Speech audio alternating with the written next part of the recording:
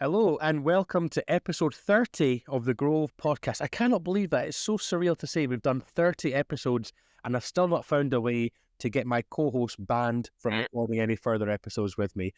My name is Moz, I'm your host, and today I'm joined by Tabs. How are you? Oh, stressed. God, I work in technology and I hate it. I'm glad we finally made it, and I'm super excited about today's show. Just the chat in the green room has been fantastic. So yeah, looking forward to it. So yeah, really looking forward to it. I was telling our very special guest that he, or his work, I should say, is the face of my Teams background for work calls. It's my MacBook wallpaper. I'm obsessed. Every time I walk past it, I have to take a picture. And I'm just so delighted to welcome North Banksy to the podcast. How are you? I'm very well. Glad to be here, guys.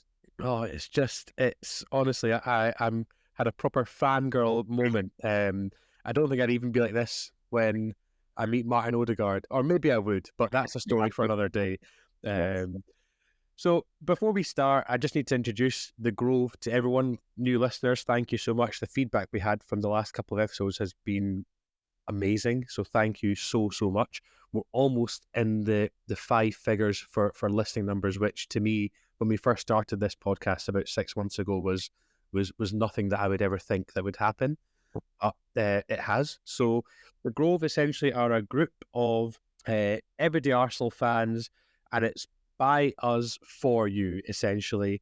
We started back in January of this year, and during the season we'll review and preview games. We'll have some analysis, talk about the pointless stats that are XG. We'll have some fun and share experiences and our feelings about traveling to games, meeting up at games, going to games, and we just hope that it resonates with other fans across the world. And you know, if it makes you laugh or smile on the way into work or the way home from work on your commute, then that's our aim. And now during the off season, we're talking about how Scotland we're going to win the Euros. England were going to win the Euros, and Italy were going to win the Euros, but now it doesn't look like any of that is going to happen. So, North Banksy, I'll come to you first. Welcome again to the pod. I just want your opinion on the Euros. Have you been watching many games, and what do you make of the home nations plus Italy, since Tad was I've watched some of them. I saw England yesterday, and well, what can you say about that? It's just, I think any of the top four, even though the team are composed of players from that, would thrash this England side. I said on social media that I thought Gareth Southgate would be the ideal person to manage Chelsea, because he's capable of looking at £1 billion worth of talent on the pitch, doing nothing useful with it, and then concluding that the answer to everything is Conor Gallagher. So that's ready for him there. Scotland are there for a good time and not for a long time, people have said, and I think that's fair. And I haven't seen the other game, actually. I didn't see those ones. So you didn't miss much. It's fine. Yeah, I mean, in terms of Scotland, I feel very much the same as how England fans probably feel about Gareth Southgate. And look, I'm half English, so I always have a vested interest in how England are doing, and I'll never want them to lose as such, but I would rather have Scotland win. But it just seems like, yeah, as you say, Scotland are here for a good time, not a long time. And if we make it through at least one more round, then it'll just be more fun for the 200,000 Scots that are over there. And if not, it'll just be, the next tournament in a couple of years' time. Let's try qualifying for that. So, and Tabs, Italy, they're not blowing anyone out of the water yet, are they? No, all I've got to say is Viva España or Viva France. So that's how my Italian support is going. No, look, to be honest, I had us losing 2 or 3-0 yesterday. So to get away with a 1-0 own goal loss, it's what I'd sort of expected. So it's just all about the Croatia game. We get through, we may then play Switzerland, and then who knows? I have zero expectations, so it's quite nice just watching this with low expectations and enjoying what comes. So we'll see. But actually, what I enjoyed most about last night's game, it was like the first time that any team was sort of performing in a manner that's sort of similar to what we used to watching week in, week out. The way Spain were playing, passing about, using the flanks, it was actually sort of like, you know, watching Arsenal play. So it was quite nice. Quite enjoyed it to a certain extent, even though we were getting battered. Yeah, and they've got a 16-year-old player, Lamine Yamal, who is just outstanding. What a player he is. But anyway, let's move on and let's speak about our special guest and find everything out we can. And I'll start off this part with kind of, so North Banksy, I'm going to ask you kind of where you're from and how long you've been supporting Arsenal and why Arsenal, essentially. So tell us your story. Well, I am North London born and bred, but my actual background is like really mixed up. So I've got Iranian, German, Jewish, Polish, and Russian heritage, and that's quite a confusing place to be, especially if you look at the news and you start wondering to yourself sometimes, "Oh, where's my flag? Where do I fit in?" I didn't really feel English because I wasn't, and am not. I mean, I'm happy to be in this country and was born here, but I don't feel English in the same sense. I want England to do well in football, but it doesn't hurt me as much if they don't. But I do feel very proud and patriotic for coming from London. And that's where I used to say, you know, when people say, "Where are you from?" I'd say I'm from London, and specifically from North London. Now, I came to Arsenal quite late, really. I would say probably about 17 or 18. I remember actually thinking when I was young, and this story will tie into something else. Around 12 years old, and it was 1982, and an Arsenal fan got killed by West Ham fans outside Highbury, and I remember reading about it in the Evening Standard and think, God, football hooliganism, football, that Arsenal place sounds like a nightmare. I wouldn't want to go anywhere near it. It's full of dangerous people. But, you know, fast forward 40 years later, I'm standing on St. Thomas's Road, where this young man lost his life with about 30 or 40 of his friends who were there that day from that firm, from, well, bits of the herd and bits of other people. They'd all gathered together to remember their friend who died. And I was there with a commemoration painting of him that they had requested that I do to make that celebration of that guy's life a bit more meaningful on that day.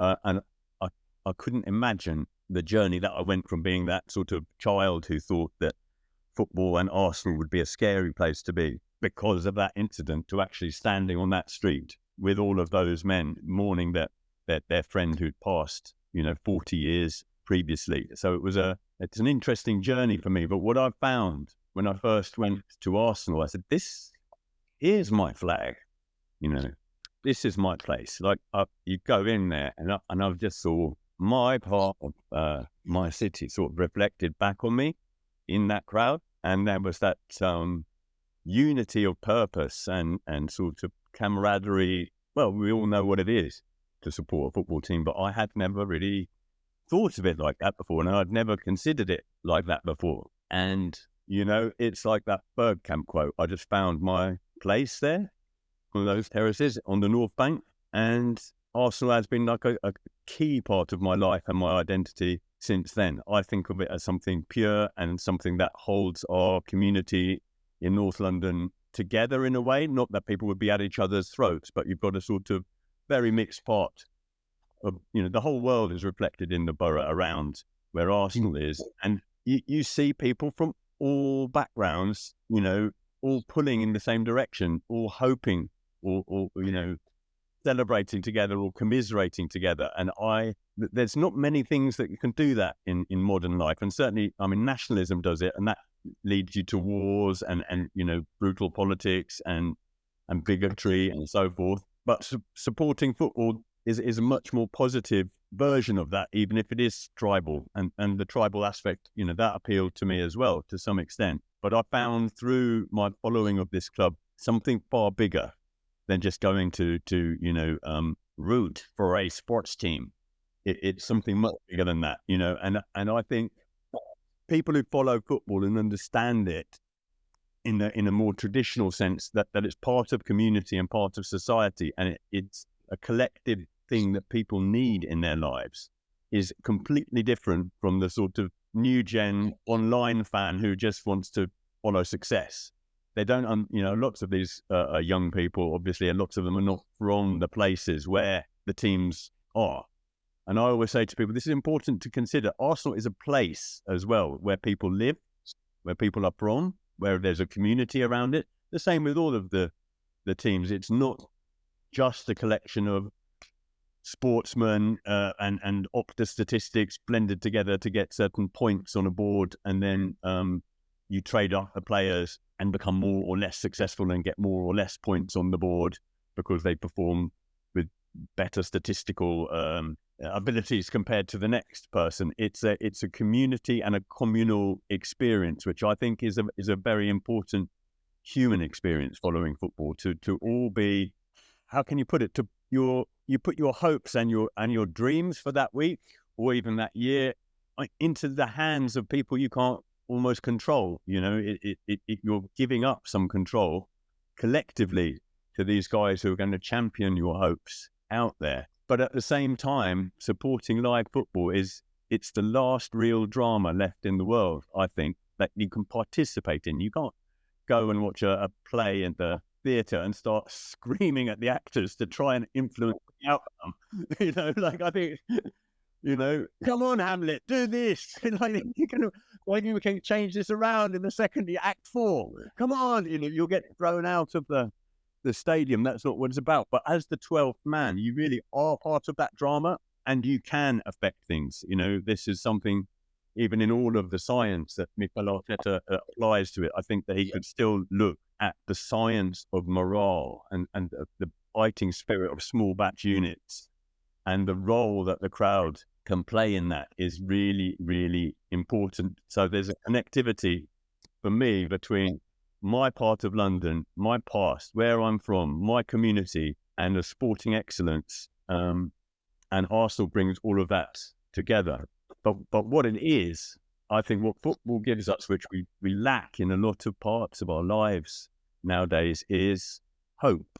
It's just hope, It may get dashed, but for those moments you have hope. And that doesn't necessarily translate into will they win the league? Only one team can win any league. And very often, it's from a small batch. In our case, it's from a batch of 1 at the moment.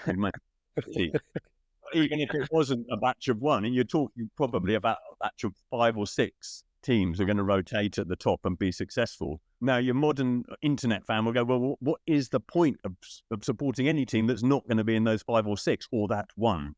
If you're not going to win the whole lot, why would you bother?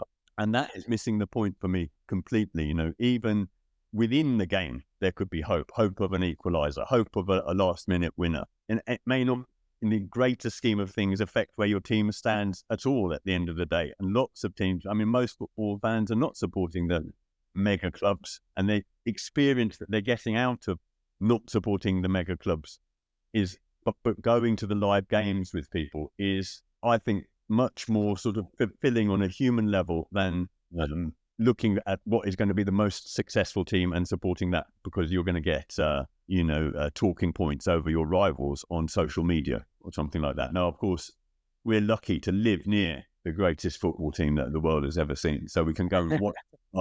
Well, some near it than others. Hey, I've got to see. I go and watch. Clapton FC, which is like really low division, strange sort of highly radical left-wing team out in East London at the old Spotted Dog ground, which is as far from the mega stadiums of the Premier League as you could imagine.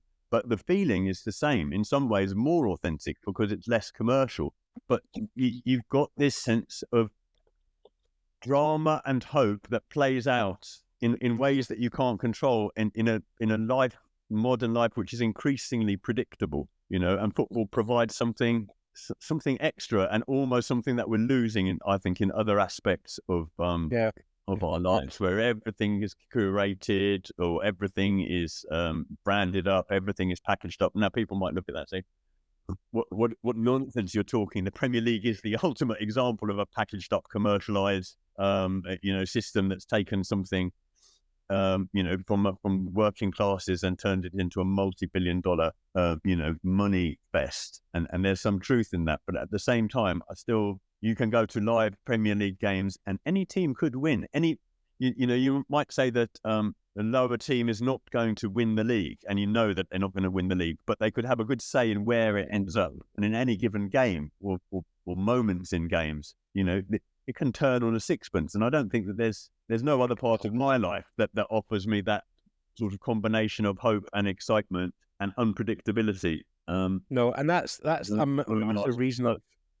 It's a massive reason of why I'm an Arsenal fan, and you've mentioned it so brilliantly, and you have the way you describe it just almost gives you goosebumps and hairs in the back of your neck raised, because I'm an Arsenal fan from Scotland, and look, there's hundreds or thousands of us, but I'm an Arsenal fan because of what the club ethos is and how the club treat not only their players but their fans.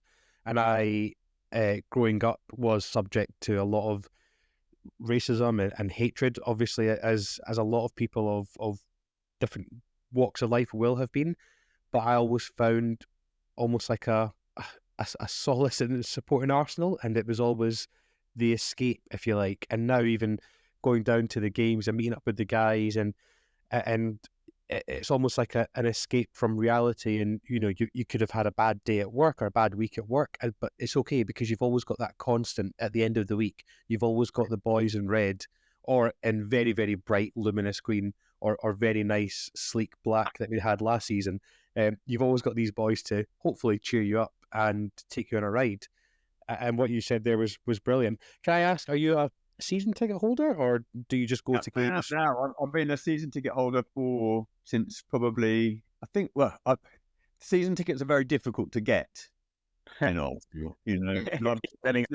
started going with a friend of mine from when I was at uni on his dad's season ticket. Unfortunately, his dad had got very ill, and then his dad passed away, and I inherited that season ticket, which you were allowed to do and arrange that. For several years, I was a dead person using that ticket, and I was very lucky to get that. And then it transferred it to my name by the processes that Arsenal have for that, and it was actually linked to the bond of the North Bank when they rebuilt the North Bank in the early. Oh wow! Yes, yeah. So and it's probably my prized possession. That's that season ticket, you know, because look, like you've said, there's hundreds of thousands, millions of Arsenal fans out there, you know, and some of them are very wealthy and people, you know, much more so than us. But there's only 60,000 seats in that stadium. I wouldn't give my season ticket rights up for a 5-figure sum. It's not worth it, as far as I'm concerned. That's giving me the right to something that's so important and so special. Yeah, I couldn't put a price on it, to be honest. I'm very. That was my next question for you. No, I'm just joking. I couldn't put a price on it. Maybe you could put a price on it. We can go. Well, we can make him an offer. We'll go 50-50. Exactly.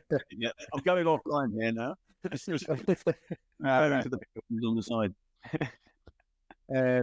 Yeah, I mean, you spoke so eloquently about Arsenal. I've got a big smile on my face now about just how I feel about this club. I'm looking so forward to the season starting as well, especially the fixtures were announced. So I want to know a bit more about North Banksy then. I want to know when you started, why you started it, and who or kind of what your inspiration was. Okay. And then I'll ask you other questions based on your works after that. Yeah, well, North Banksy, in case people I don't know if you've introduced it like that, but it's a sort of street art character for making kind of Banksy-like monochrome stencils, but it's only about Arsenal, basically. And I started doing it. Actually, the first 2 pieces that I did were just slogans, and they came out of anger, and they were not creative, but and the interesting responses to those made me realize how powerful street art or graffiti can be in galvanizing people. The first thing I wrote was just 7 letters on a wall next to the stadium, and those 7 letters spelled AFTV out. And this was just before the demise of Emery, and I was watching what I thought was people monetizing and quite cynically turning fans on each other and on the team because they'd worked out how to leverage that and create an income stream. on social media. Now, actually, lots of teams have these kinds of, I mean, even this podcast is a sort of spin-off from that idea that fans can make their own media and comment on things, and that's all good. A lot of this, the problem was that AFTV, especially as we were going through a difficult time, started to concentrate on the negativity, and then they became a kind of, instead of what they used to do was just interview fans in general, it became a selection of 5 or 6 caricature fans who then became more caricatured versions of themselves in order to drive engagement. And what we know about the internet is quite often if you're controversial or unpleasant online, you'll drive, or extreme, you'll get more engagement than if you're balanced. And so these people started to insult the other fans, started to insult the players, started to insult the manager, and it became hugely popular with fans of other clubs. Hugely popular with. So the more they digged into Arsenal, the more they melted down, the more they swore and insulted at our team, our captain, the more engagement they'd get, and they'd make money out of that. And I was watching the semi-permeable membrane, as I would see it, between what happens online and what happens in the stadium get broken down by these people. You get perfectly reasonable Arsenal fans who are match goers starting to get as affected and as sort of agitated because they go online and they see a huge swathe of opinion saying this player's shit, and it's all been driven by these social media company. So I went, I think it was after the meltdown against Xhaka. Xhaka is an important part of this story, by a man who calls himself Troops. And he basically told him, he said, I know you watch me live and I just want to tell you to fuck off. You're shit and you can fuck off. And I said, right, that's it. What can I do about this? There's nothing I can do. What can I just want them out of here. And I said, well, they're going and telling, they want these people out of the club and they want the manager out of the club and they want this player out of the club and this is how fans should behave. And I will just write what I think. So I went to that wall by the stadium and I wrote AFTV out in massive letters, and someone photographed me doing that actually, and they put it online, and that went kind of viral amongst the fan base, and especially amongst the match going fan base. And it seemed that actually I had elucidated or put into words and physically in the landscape of around the club something that lots of people were thinking at the same time, and no one had it quite vocalized, just quite simply, get out, you people, or what you're doing, get out. And it's after that they did run into Arsenal Fan TV. People were chanting against them at away games. They were having to move away from the stadium. They were getting a taste of their own medicine from us, and I was very happy to have played a part in that. It didn't get violent or anything, but I think that Arsenal Fan TV also is a better product now. Everyone has the right to be critical of the team when it's not performing, or the manager or the ownership. But I think that there's a line between constructive criticism and deliberate negativity, especially if that's designed simply to generate traffic, which generates income. That's too cynical for me.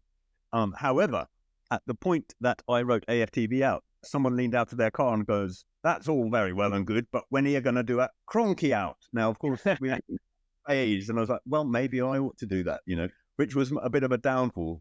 Because I decided I'll go Banksy-like and do Cronky out, do it in broad daylight, in a paint suit with a high vis.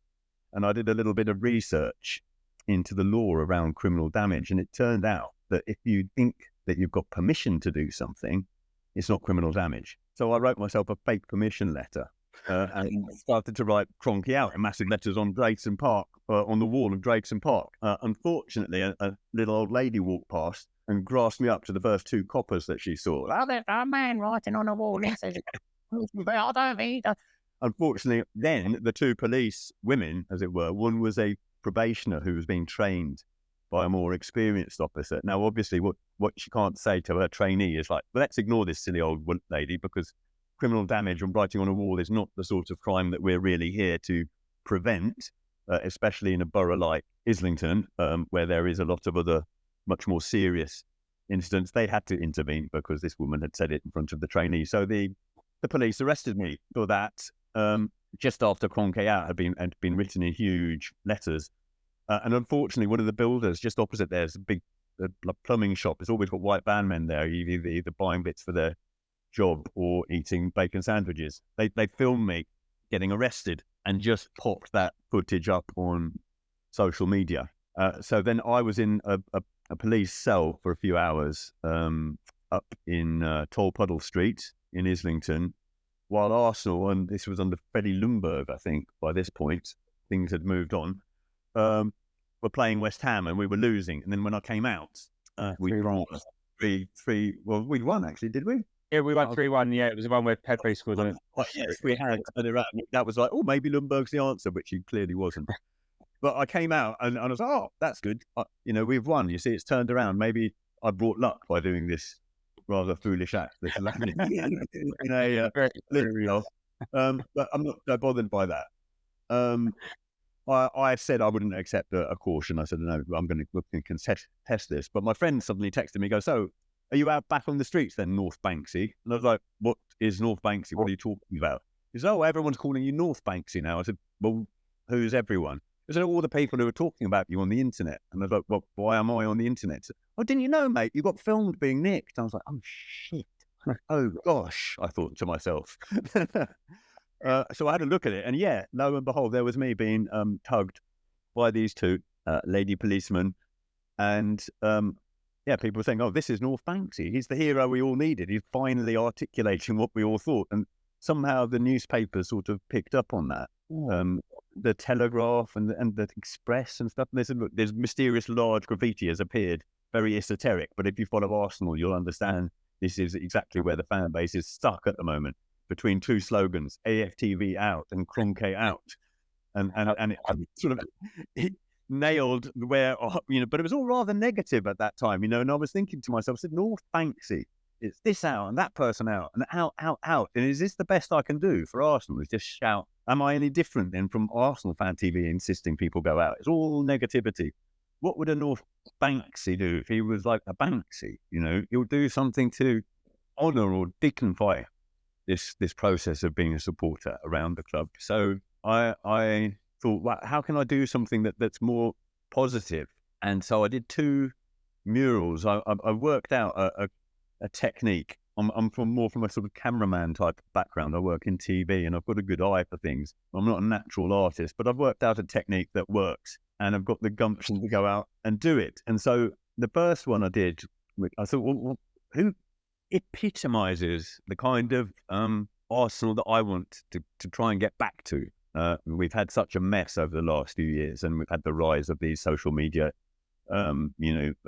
channels and a negativity around it, and people turning in on each other, and the ownership seems disinterested more than anything, and split because the Arsenal was owned by several wealthy people at that time, and the management. We've lost something in our culture. Who epitomizes what we need to get back to? And obviously that's David Rocastle. Obviously, remember who you are, what you are, and who you represent. Yeah. So I put that one up big opposite the Che pub, and people started to like that, And I thought, maybe I should make a social media profile of my own to sort of show this thing, and people really liked it. And then I was thinking, like, okay, so if the kind of fan I don't want to be and don't want to support is this kind of venal and egocentric, ranty type of supporters that we're seeing on this aforementioned YouTube channel, what is the sort of fan that I would like to get back to? And there was a fellow called David Faber, who was a blogger, one of the early bloggers of Arsenal, called the Goonaholic, and unfortunately he died in 2019. And I thought, and suddenly a big near the Tollington, on the route to the stadium. The Tollington is a pub which a lot of fans gather at, and you walk down from that pub down the Hornsey Road towards the Emirates, and there's a big road, a tunnel underneath the railway lines, and a pedestrian tunnel and a road tunnel, and big poster sites next to it. And one of them had gone blank. The poster site had no advertising on it. It was just blue plain paper waiting for the next brand to go in there. And so I thought, I know, I'm going to do the Goonaholic. I'm going to do his, like a memorial for him, but massive, like not 2 foot tall. Like, let's do it 10 foot tall. Let's do it 15 foot tall. And so I did that. And then that became really popular as well. And people thought, who is this person? Someone who we don't know is going out and doing these things, seemingly just because they want to do it, because it seems like the right thing to do at this time. not for money, not for fame. They're not showing who they are. People don't know who this person is, and it resonated with fans, and it resonated. I felt like I'm doing something. I've got something here. I'm onto something here. The photograph of that graffiti image of David Faber was used as the cover for his order of service on his funeral, and I thought, maybe I'm even doing some good. Maybe some good can come out of this, and maybe this Arsenal needs this. It needs itself a sort of a North Banksy, as it were, a character that can kind of celebrate the club in public, even if it's not, and it's not commercial. You don't have to go far around the stadium to see a giant picture of Martin Odegaard or one of our other stars. Adidas are paying for that. There's huge images of them all over the place, on billboards and on the shops and into the shops and all around the place. But this is all from big commercial companies. It's not coming from the street. It's not coming from us. It's coming from brands that actually, they're not really celebrating Martin Odegaard. They're trying to sell you the shirt he's wearing, to be honest. That's the interest of Adidas. If he was very good. Sorry, I was going to ask, how do you determine what to paint, and what factors is it?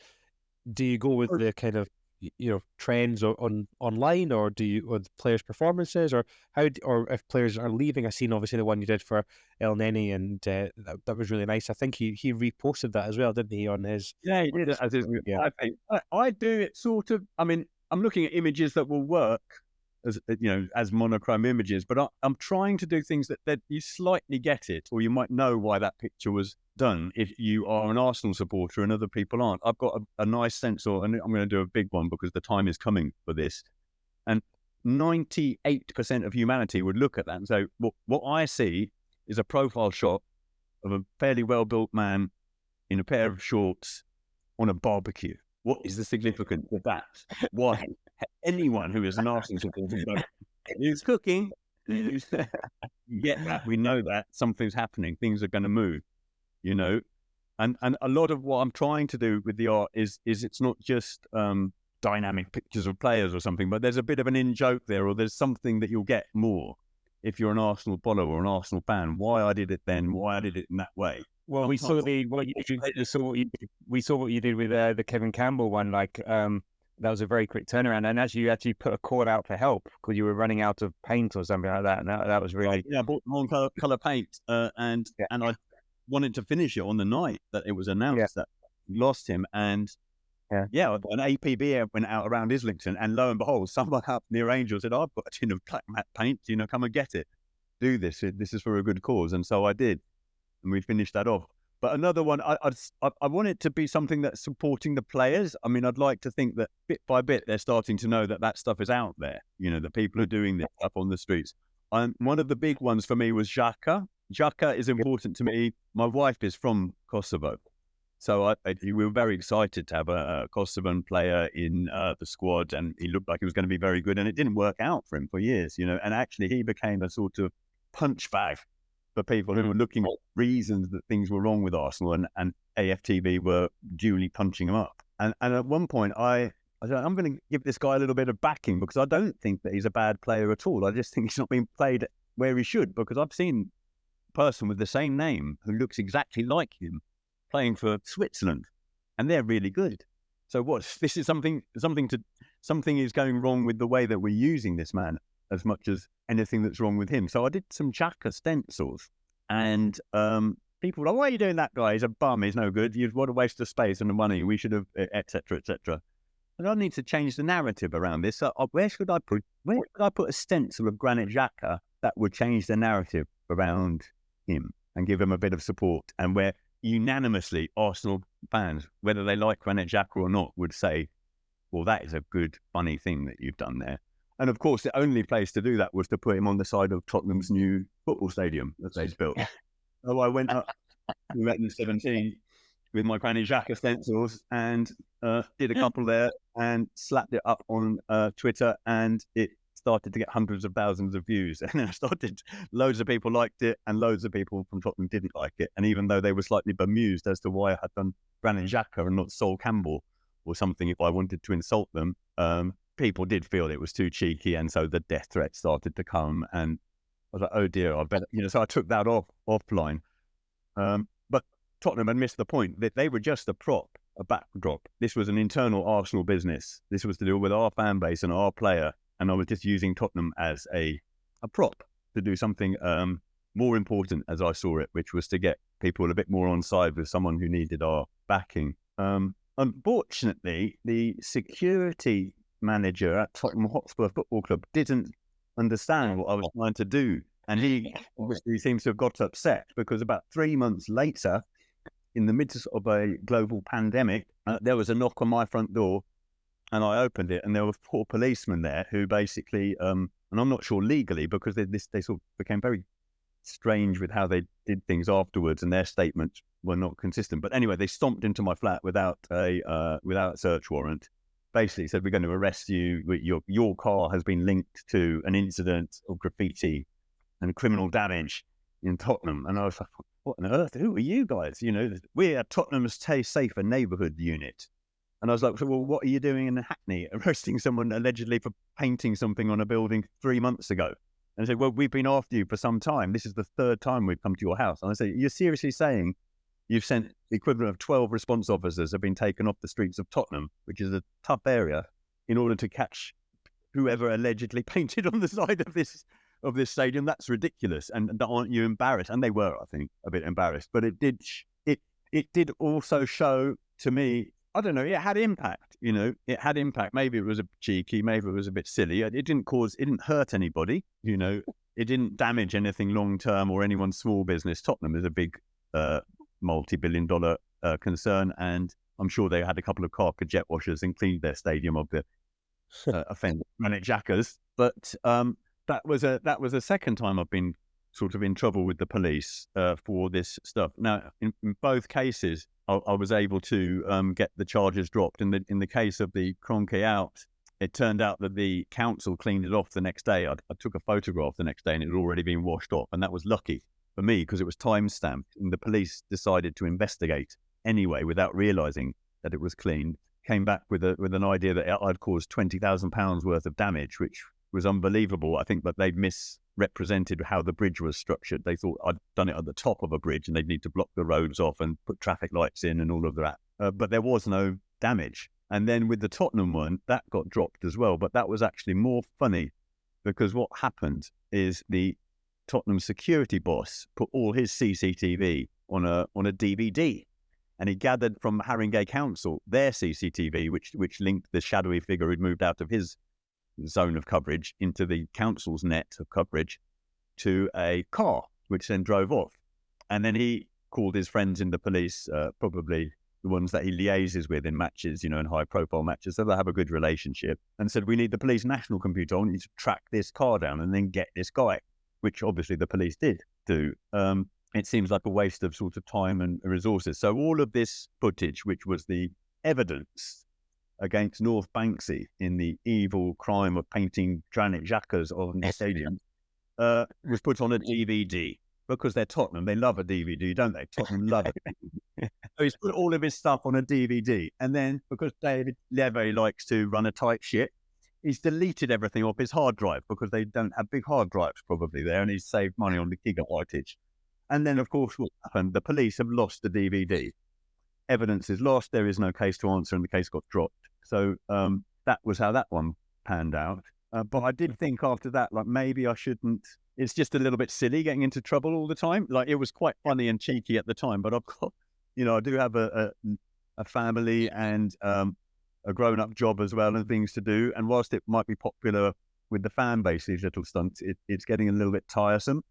Like, because I had to research it with lawyers and it's just stress that you don't need. Do you see what I mean? For a short bit of fun. So I thought, let me try move into things that are either a bit more legitimate or just stick to our sort of territory. Although I couldn't help myself. I did go out and do a whole bunch of Arsenal crests all around Tottenham the season before last, the one where Aaron Ramsdale got clomped by that silly man. All right. But just on a technical basis, do you actually use paint that can easily wash off? So just in case, it's not like... Oh, I mean, Is that a deliberate decision? So like, okay, fine. If they want to wash it off, I'm not going to be causing a whole heap of. Yes, most paint can be washed off ever since they've invented the Carker jet washer and the right chemicals. If you're talking about brick walls or hardened spaces, anything can be cleaned off. But no, I don't generally. I'm not doing it to sort of go. But it's a lesser vandalism. Look, I've used water-based paint. Honestly, they don't care about that. You see what I mean? That's not the point. The problem with Tottenham is that the guy saw it as an insult. He's the head of security, and some little twonk has come up and started painting rival players on his brand new stadium, and then publicising it online, and everyone's laughing at him. Or in the case of what I always try not to do, I never do it on people's businesses or people's private residences. I did a couple once, and they were on the side of a wall, which was actually on outside wall of a council flat, and a lady came up to me afterwards and complained, said, "But I lived there," and I was like, "Well, the council will clean it." And said, "Yeah, but I lived there, And I was thinking about it. I said, "No, she's right. It's not fair, I can't say, well, there's also there of silly old lady like grow a pair. It is her house, and if she doesn't want that outside of it, then I should respect that, And equally with someone's business, if you do that, it's vandalism, and it's going to cost them money and damage what they're trying to do. Why there's no need to do that. So I started to sort of concentrate again. Like either I was doing things on like building sites. They have huge panels, wooden panels outside building sites now. And often those get covered in graffiti. But I was thinking if I could use those as basically blank canvases, prepare them up, paint them white, and then use that as my canvas. Or then I also started to think maybe I should. And I did a couple of really good big ones not so long ago that were sort of down that path. One was of the 4 defenders in the tunnel at Sheffield last season, and one was Kai Havertz and Jorginho, and it was they're singing Waka Waka AA, and it was really a dig at Chelsea because like they both turned out to be really good players for us, even though we were sort of criticised for getting them at the time. But then I thought maybe I should go back to that tunnel where we do, I used to do small stencils around there, and of course they'd always get cleaned off by the council because they looked like stencils, and stencils look like graffiti. And another street artist who you might have heard of called Banksy actually did another picture on the Hornsey Road himself of a man spray painting a tree next to a tree that had been pollarded, and the council ran over themselves to protect that, and they made it look like a dystopian Banksy environment now. It's that you can't really see the mural that he did because it's covered with protective wooden panels and protective perspex panels, and there's a fence in the way, and then there's a security fence in the way, and then there's CCTVs watching it on top of poles, so you can't see the Banksy picture, but it's on Hornsey Road. Now that's the road I consider a bit like my road a bit, because that tunnel's there at the end of it where I started off doing all of this stuff. So I thought maybe it's time to do a return to the tunnel, but instead of doing it with spray paints and making it look messy, like what if I framed it up and like made it look really neat and tidy, so it almost like it improved the look of the area. So I did a massive one of Mikel Arteta, and I mean it's as big as a commercial poster that's next to it. This is a 10, 15 foot tall image, maybe more. It's big, and I stepped back from that, and it was all neatly done around the edges and nice, crisp, monochrome, black and white image. And I thought that looks really good, actually. Like maybe I'll do another one. And I got my friends to help me because we did Saka and Smith Rowe. Again, it's about 15 foot tall, maybe, a big image. And that looked really good. And I thought, oh, I'll do this one of William Saliba I do because I really like that. And the reason I'd started doing them on the walls again is I had this idea. Sorry, maybe you need to reorder this I had this idea to go legal. What I would do is I get big panels of plywood myself, bought from builders, supply merchants, paint them up with the images of the painted players that I liked and that people liked, and the manager and slogans and stuff that sort of were funny or resonated with the fan base. And I'd screw them up to the walls around that tunnel, and everyone could appreciate the three pubs.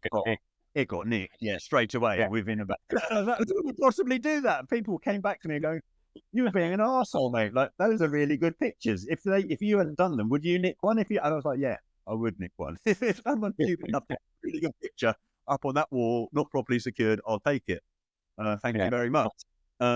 So I thought, I better go back to doing them on the walls. So then, that led to doing these large ones in the tunnel. So I'd done these 3 big ones, and we were in the running towards the end of last season. And the reason I was doing it was partly because I like doing it and it's fun, and partly because I thought maybe the players will even see this on their way into the stadium or on the way out when they come past in their luxury cars, and just think like, yeah, the streets are with us. They're backing us. People, someone, don't know who, is doing this. You know what I mean? But it's kind of cool because they don't have to do it and they're not being paid to do it. And it's not their job to do it. They're doing it because they love us and they want us to be successful. So I've done these 3 big paintings and I thought, yeah, that's good. I'll leave it at that. And then stupidly or cleverly, or anyway, what I did do is I asked what I thought was a rhetorical question for a joke. And I said, shall I fill the entire tunnel and do the entire squad then after these 3 and put it up for a vote on Twitter or like that?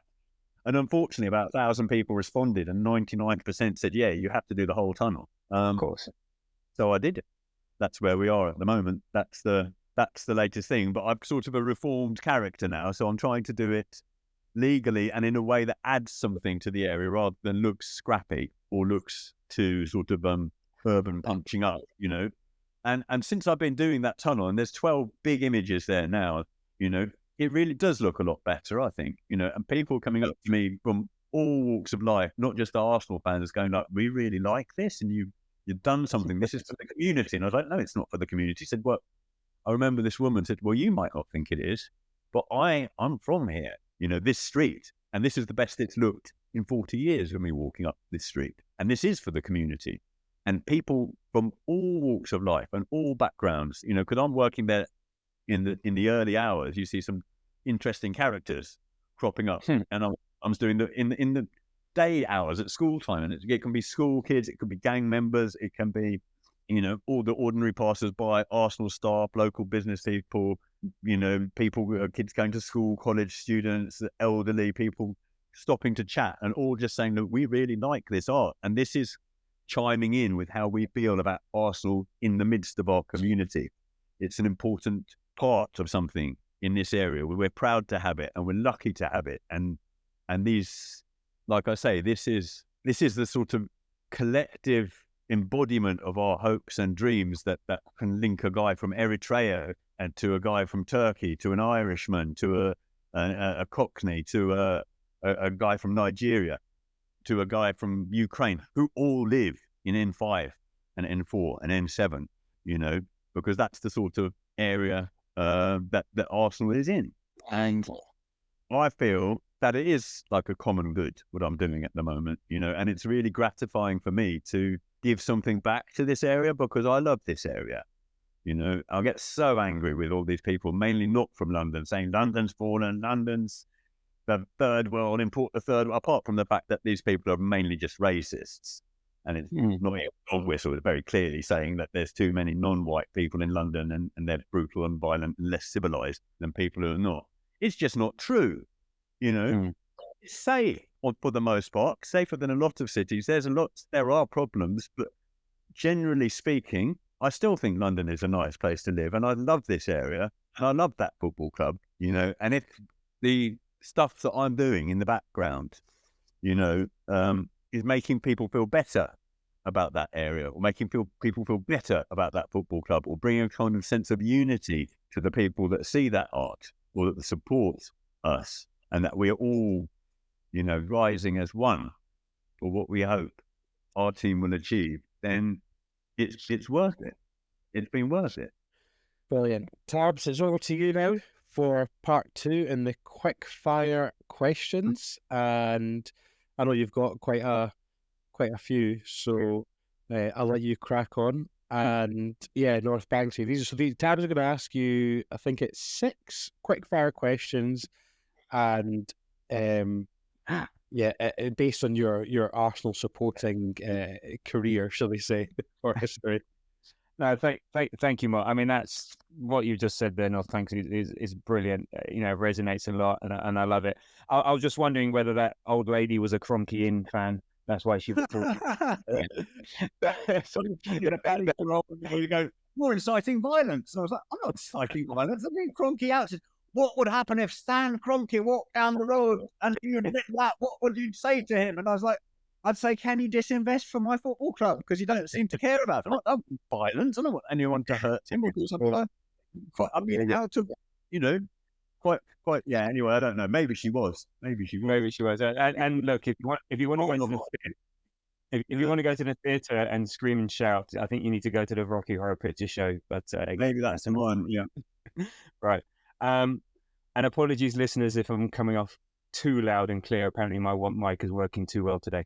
Anyway, so yeah, right, on to the section about loving Arsenal. You obviously have a passion for the club, and we love what you're doing. And I said, I think everyone likes the work, and it definitely is a bonus, and it just represents what we are at Arsenal. I think how many other clubs has this sort of presence in the community. But anyway, in terms of your Arsenal supporting career, so what was the first Arsenal game that you went to? I think it gets a bit hazy. I'm not one of these guys who is good at details of like players, statistics, games scored, goals scored.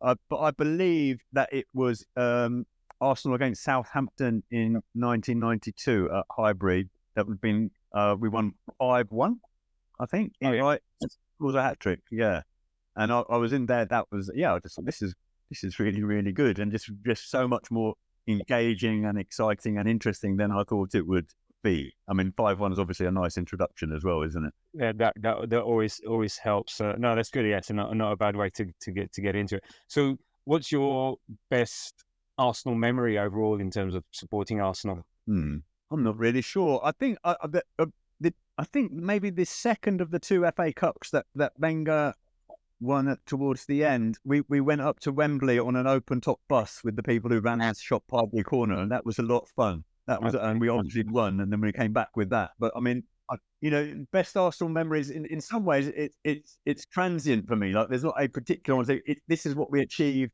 I've got the bragging rights now. Sometimes it's just like getting away with something by the skin of your teeth. So Reece Nelson's last minute against Bournemouth. At that point, that was my best Arsenal memory. Because I was just like, my God, this is exactly why we do it. This is, so there's not a particular. No, I can understand it. And actually, there's not a particular moment for me. It's not so much about that. Although I see that you're going to ask me about my worst Arsenal memory. Well, that's it. But in terms of best Arsenal memory, I think when we spoke to Gav from Shiwar last week, he was just saying, look, the experience of supporting Arsenal was my memory. It doesn't have to be a particular game. It's meeting friends beforehand, afterwards, and all that. So I concur with that. It's like a process rather than trust the process. It's an ongoing process, yeah, and it's an interactive process. But it for me, it's an honor and a privilege, and it dignifies me as well. I'd like to think. God knows what I'd be like with that. But I'd suggest worst memories are maybe a bit more memorable, shall we say, and a bit more time. Yeah, my worst memory. I was living in Denmark in 2000 and working in Denmark in 2000, and we had a cup final in Copenhagen, which I was very much looking forward to. Although I'd heard that there could be trouble with Arsenal fans because a couple of Leeds supporters had been stabbed to death in Istanbul, and there was talk that Leeds were going to come with Arsenal, and that it was going to be a sort of civilizational showdown between sort of football Christendom and football Islamism or something like that. But basically, there was a huge fucking riot in the middle of Copenhagen, and I got the shit kicked out of me by two Turkish ultras. I wasn't involved in the fighting at all, but I'm a journalist, and I was curious about what was going on, especially as I was sort of living in Denmark at the time, and I wanted to see. And we realised that it was gone absolutely mad in the central square, and the Danish police were just not in control of the situation at all. And there were loads and loads of ticketless fans from both sides, but especially Turkish fans who'd sort of come up to fight, basically. They weren't all Galatasaray by any means. And they come flooding up in their second-hand BMWs from Belgium and Germany and all of these, like thousands and fucking thousands of these people. And I ran into one Arsenal guy on the street, and he just said, "Oh, do you know where McDonald's is?" And I was like, "Actually, I do. Yeah, you go up there, you turn left, you go right." And then suddenly these two massive units came running across the road, sort of looked at this bloke. He got on his toes straight away because I think he'd been involved in a different incident involving them and these Turkish guys and their friend. He'd been part of a group that attacked one of them. And so they tried to get him and they couldn't. And then there was this strange split second where they just turned to look at me. And it was sort of, without speaking, language went between our eyes, which is like, "We're really sorry, mate, but like our blood's up and our adrenaline's up. And so we're going to have to kick the shit out of you instead, because you'll do," which they did proceed to do. And then I looked up, and I saw a Danish police car going past me, and they looked at these two guys like fucking kicking my head in. And this happens very quickly. You're talking about probably 15 seconds, 20 seconds or something. And they just drove off. And I was like, wait, I live here. I pay tax to that Danish state. Like, what the hell? I thought that Arsenal would be hooligans and the Turks would be hooligans, and the Danish government would just sort of absolve themselves of the responsibility, but they were too scared to get involved. And it made me understand a little bit how people can get extreme. You know, if the government or the state doesn't protect people end up going to militias and groups like that. So I went to this pub, my head was bleeding like, because a head wound, it split open. And there was people from the herd with a combat medic. He'd got their own medic with them or something like that. So he's got all this stuff. He's got butterfly stitches in his pouch and he's cleaning up my wound and he's suturing it and he stitches up. And they're like, okay, well, are you going to be all right? I was like, yeah. So do you want us to come with you to the ground? Like, yeah, let's do it. Let's all go to the ground. And I'm thinking like, and let's find some fucking Turkish fans to beat up as well. Do you know what I mean? I was like, wait, check myself. What am I? I'm thinking like that. But it was really strange. Like when you've been brutally assaulted for no reason, you suddenly start to think that you want to get your own back, you know? And the neutral people who I thought would help in that situation, which would be the police, didn't. And it was the extremists from Arsenal who did help me, who protected me and patched me up. And we all went down to the stadium, and we didn't go looking for people or anything like stupid like that in reality. But I felt safer with them, you know, and the people who were meant to keep you safe didn't. And it was very instructive in a way of that's how extremists and militia groups in countries that are falling apart can grow. You know, local communities go, well, the police aren't really neutral anymore. Let's go with this group or that group. They'll protect on that. You know, how these groups are strong in Northern Ireland or used to be in amongst the communities because the state doesn't represent you. But all of that was a nasty realization to have. And it was a nasty experience of getting beaten up. And it was nasty to sort of find myself among the thugs, as it were, and that they weren't that at all. It just sort of confused a lot of my values, really. But these guys were good. They did look after me, but it did. Yeah, that wasn't a good. Who's looking after you and what's their objective? And it's tough. This may be an irrelevance. Did you actually go to the game? Yes, and we lost it. And then here's the pièce de résistance. My Danish girlfriend, right? She does a surprise mystery holiday the next day. So, and it was in Turkey. Oh, the irony. I'm still seeing trouble. I've got dried blood on my head. That's swollen. I'm on a plane at the airport and fly to bloody Bodrum. Everyone is a Galatasaray fan for the day. Even people were sort of supporting Gala because they brought one into Turkey. And at that point, this weird kind of Western Europe versus the Turks narrative had come out of this whole Leeds boys. And I was like, this is like okay, God's obviously keeping a ledger on everything wrong I've done in my life. And he's starting to pay me back. This was ridiculous. Well, this is bringing back memories because actually I was in Copenhagen also for that game. But I ran a mile from but you could sense the atmosphere. It was, you know, when they say, well, you can cut the atmosphere with a knife. This was you read around pubs and you could just feel something was going to go out, and you just like, right, walk away. Yeah, wasn't it? Was that electricity or static or something? Yeah, it's kind of you could just feel it, and also then you had fans antagonizing you or trying to burning flags and shit like that. You know, for God's sake, what are you doing? You invite. Yeah, the thing is, we drove from London, three of us, overnight, got there, went to the game, lost on penalties, and then went to bed and then drove home the next day. So it was like 3 days. It was just like for a 0-0 draw and on penalties and avoiding violence at all costs. Definitely avoiding violence, which a lot of people didn't, you know. No, I know. So I feel for you, and you're right. So moving on quickly. So in terms of players, who's your current favourite player out of the current squad, and why? I like Kai Havertz the best, and part of the reason I like Kai Havertz the best is because people didn't like him at first, and I sort of like to put my metaphorical arm around people, and I thought, like, I don't know what the hell this guy was exactly, you know, and at first I was thinking maybe this is misplaced, like he looks like a foal learning to walk, but he certainly never kicked a football before because it was just getting stuck under his feet, and he just seemed to be in the wrong place and doing strange things, but he's brilliant, you know, like he is. If you start to look at this guy and I've understood so much more about football and what you do when you're not in possession and the shape of football and what you're trying to achieve and how you can make it difficult for the other team by watching him over the last season. And I think that the way we avoided almost having another Granit Xhaka situation, is a testament to the fans and that we've come a long way. And it was much more supportive, apart from the certain online fans who demand, probably not based, probably not very old, always looking for engagement through shock. And I'm not talking about Arsenal fan TV. I'm just talking about individuals. Oh, yeah, it's just the nature of online fandom. They like to get on, and they were getting habits of that. But pretty quickly he turned things around, and he shows why we paid that money for him. And he also has got a much knows more than us about football, and we should just accept. I was just about to say that it is a bit of a cliche, trust the process, but I trust Arteta's view on a player more than John 1735, at whatever.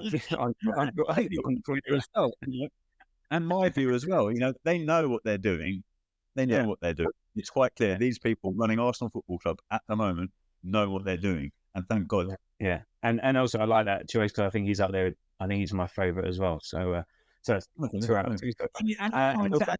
He's kind to animals, and you can tell a lot about people from whether they're kind to other creatures or not. And he is very Very true. No, indeed, I love that aspect. So, and last off, who's your favourite Arsenal player of all time? So, you've been supporting for a while. You've been going since '92, so you've seen a lot of amazing players, amazing teams.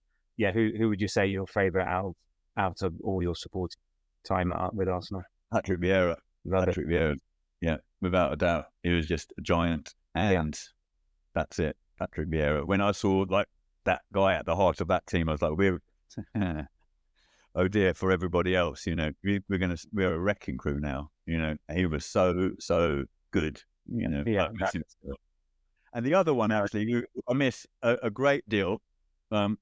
And keep an eye out because he may pop back, and he certainly might pop back on the wall. Is Santiago Cazorla? I think he was brilliant. Santi, the opposite of a Vieira almost. You can think of polar opposites in terms of human physicality. A sort of ridiculously tall black man and a tiny little white guy. They were both brilliant in their different ways. Opposites. They just looked so different and they played differently, but they were both brilliant for Arsenal. And I miss that guy Santi every single day. And I'm so sad that the way injury curtailed his career with Arsenal, that we got it wrong. He nearly lost his leg or his foot or something because it's horrible. At our end, he's got his daughter's name in his ankle. That skin grafted off his arm. And yet he's in Oviedo now, and he's going to get them promoted. But he's not finished with Arsenal. Don't you think that? No, hopefully not. Love it. I can imagine a midfield with those two in it. That would be just glorious. That would be just fantastic. That'd be great. Well, look, thank you for telling us about your history supporting Arsenal and your favourite moments and least favourite moments, etc. That's been really nice. So look, I'll hand you back to Moz for the last section of the show. But thank you for that. I want to do something a little bit more different. I don't want to really ask you the questions on the current team and transfer business. I want to know about any work that you have either planned with the club or have the club been in touch with you. I don't know how much you're allowed to say, so tell me to shut up if I'm not allowed to ask. I am going to meet with Arsenal in the community next week, and that's part of the reason why I've become a more nice law-abiding. I'm a nice law-abiding person and a family man, but not doing silly things, because I figure, it's a sort of symbiotic process. Clearly, like North Banksy pictures have become quite popular in the local area and even internationally. Like, I don't really know about this that well, but my sister worked in a faraway place, in an obscure place for the UN. She was in Yemen, and someone in Yemen was talking about North Banksy paintings, and she said, "But that's my brother." And they said, "Well, but he's really famous amongst Gooners all over the world, And I have friends who went to Los Angeles, and people had heard about it, And I think that the reach of this is much bigger than I realised, And it's something that people like. Like, we've got a North Banksy, and other teams don't, but also the art looks good, the humour's there, but it's all part of this good atmosphere that Mikel has helped create around the club. You'd want to do good things for Arsenal because Arsenal are doing good things now. And I felt like with these paintings, perhaps I could do some, for free or at cost price, and we could auction them through Arsenal in the community. to support the Arsenal Foundation or some of the other local charities. And that's all well and good. You might get a few £100. I can sell these now for a few £100, but that's not going to go very far. But, you know, if I've got a nice picture of Kai Havertz and his dog singing Waka Waka AA, and Kai Havertz, I mean, his dog could paw print it, but if Kai Havertz signed it, that the value of that to a collector or to an Arsenal fan, and some have got serious money, you know, would double or triple. It might make that painting worth 1,000 or 2,000 or more. It depends, you know. What the art is as worth as much as people are prepared to pay for it, basically. You know, if that was a one-off painting signed by the player and, you know, numbered as a 1 of 1 or something, and someone liked it, it's very rare to get things that are not mass-produced nowadays. You know, something that you can have where it's not, there's a million of them waiting in the stockroom behind you, you know. But some art is one of the things. You can say, this painting that I've got at the moment, for example, of Kevin Campbell, is the only one in the world of that image. Yes, you can make a copy of it, but as a painting you could put on your wall, no one else will have that. And people want that sort of thing. And I think that we could do something there, you know, or with there's things, maybe I could do some of the art around football cages and stuff that the charities Arsenal support. Maybe there could be some, oh, sorry, I think I plugged my thing in there. Maybe there could be something I could do around the stadium. There's a lot of bare concrete there, but I don't want to be I don't want to try and get ahead of myself or become like a corporate thing for us, you know. Arsenal. I'm still like to keep it sort of streety and a little bit edgy and independent. But I think that maybe, I mean, I might go in there and they might just say, look, listen, thanks for coming in, but you're a vandal and we don't want anything to do with it. Would you like to think other things? But I don't think they will, you know, because as I say, the feedback from Odegaard has liked pictures of his paintings of him. The photographers have liked it. The ground staff like it. The fans obviously like it. El Neni used that picture of him as his goodbye statement to all of us, you know, that people must know it's out there and that's something positive for the community. So maybe we can marry those two things together and it will take the art of North Banksy to a higher level through exposure, which is good for me, but also it can link what I'm doing to something that can help other people and help the charities that the club supports. And I think that one of the really good things about this era is that the relationship between Arsenal Football Club and the supporters of Arsenal Football Club and Arsenal Football Club and the area that Arsenal Football Club is, the physical, actual part of London, is much stronger than I ever remember it, you know? Yeah.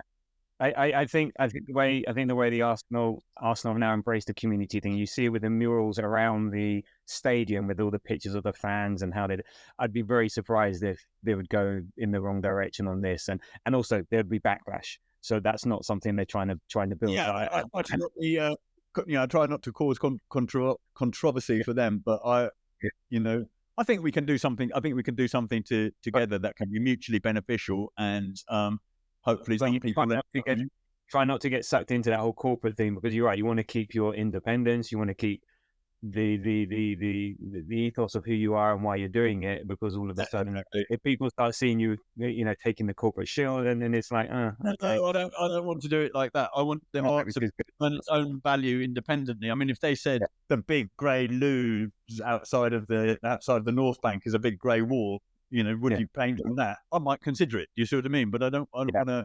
I mean, the inside of the Armoury shop looks surprisingly similar to my artwork. Do you see what I mean? That's the monochrome. But if they invite you to paint something, you're doing it under the cover of night, 2:00 in the morning, all masked up, and the rest of it. Oh, whatever. Yeah. I mean, the point is not to, I still want it to be true to what it is, which is something from the streets and from ordinary fan, to reflect it back into the stadium, and that reflects back out onto the street. I can make it a good income stream. It might become a job, but my work in documentaries at the moment is very slow. TV industry is taking a huge battering at the moment. So this is something positive that I could do that can earn some money. But also, like I say, it feels that it's grounding me in the community around here in a way that I didn't experience before with different jobs that I've had. And, I'm just getting to meet a lot of people and talking to a lot of people that I wouldn't have in that area, and the feedback is really, really positive. It feels like I'm doing something worthwhile. What I like about that, and sorry, before most steps in, is people, listeners to the podcast, I love the fact that it's your relationship with Arsenal is not all results driven. It's not all about a shiny trophy at the end of the season or this. And of course, that helps. And of course, we're in a good moment now. If we were talking back in the banter era, it might be a bit harder to do what we're doing approaching. But no, I do like the fact that Arsenal is more than just points in the table, position, silverware and stuff. So just before Moss signs off, I just want to sort of say really name with that. Put it like this: if my sons, were successful at school and managed to win themselves a place at Oxford University or Cambridge University or one of these elite institutions, I'd be incredibly proud of them, and it would be a fantastic opportunity. But I won't love them less or more if they failed, because they're my children, and I love them, and that's unconditional. Mm. And Arsenal, I love Arsenal Football Club. That's unconditional. That's not negotiable. No, non-negotiables. Exactly. One final question for you, North Banksy, before I sign off. We need to do this. What do you think of Tottenham? Well, I think you know what I think of Tottenham. That was a very pragmatic answer. I like how you had the security manager's thoughts in the back of your head. Yeah, just in case. You know what? I tell you what, I don't hate them in the same way that people do, because I think we need each other for that. They're the opposite side of the coin. They're yin to our yang, or they're the evil shit to our great goodness. But I wouldn't want them to get relegated. I wouldn't. People, wouldn't it be great? No, it wouldn't. That derby and that tension and that. Look, I've got friends who are Tottenham supporters. They're just nice people as well. But we disagree on football. But those derby moments and that rivalry is great. That's what you want. Especially if you're not challenging for the amazing intergalactic Super Cup or something against Manchester all the time. So I don't dislike. Or the way I put it is, you're in a bar in America and there's three of you, two Americans and you by yourself, and it's the North London Derby day, and the Americans want to watch baseball, and suddenly a Spurs fan walks in and says, I want to watch that football match. He's with you, right? He's with you in a way. He's part of it, even if he's the wrong part of it. To have this dance, you need two people, and we need them because we need them to hate them, and they need to hate us. That's part of it. That's part of the whole fun. Yeah. I mean, unfortunately, they are shit, aren't they? There we go. We finally got there. There we go. Yeah. Well, what an absolute stormer of an episode. Thank you so much to you, Tabs, and also to you, North Banksy. The work that you do is absolutely brilliant. Your work is not only brilliant, but you are such a talented, intelligent, and well-spoken individual who a lot of people will listen to this podcast and they'll be, no one really knows you, let's put it that way, but I feel like we're slowly over the course of this podcast, we got to know almost the person behind the the character, shall we say, and some of the things that you tweet that are not related to Arsenal, such as what's going on in other parts of the world and your support for those who are being unfairly killed, shall we say, is really, really impressive to me as a person, because it just shows the type of person that you are. So I'm a massive fan of yours for that.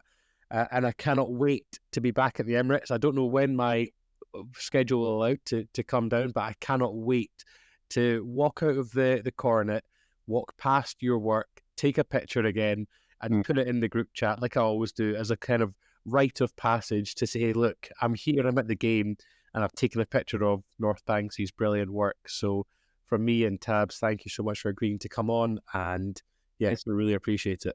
It's been a real privilege talking to you. Thank you so much. And just where can people find you? What's your Twitter handle, website?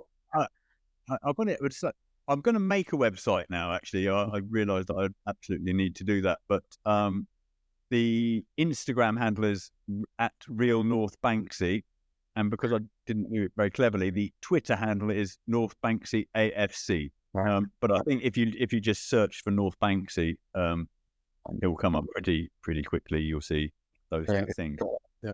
Hopefully, we'll keep the team moving in the right direction and positivity, and these paintings will keep moving people who care about Arsenal like we do. Absolutely. Yeah, nice one. Thank you guys so much for your time. And Grovers and listeners, we'll be back very, very soon, probably around this time next week, with a very special episode on racism in football after Senzi's dissertation, which she done. And she has, I think I'm allowed to say this now, she passed. She got an amazing score. I've managed to read about half of the dissertation so far that she very kindly sent into the chat. It is brilliant. So we'll be back probably around kind of the weekend of the 28th, 29th of June for a racism in football special. And before you know it, people, we will be heading towards the start of the season with the Emirates Cup. So from myself and Tabs and also North Bank, say it's goodbye from us. Thank you. Goodbye. Thank you.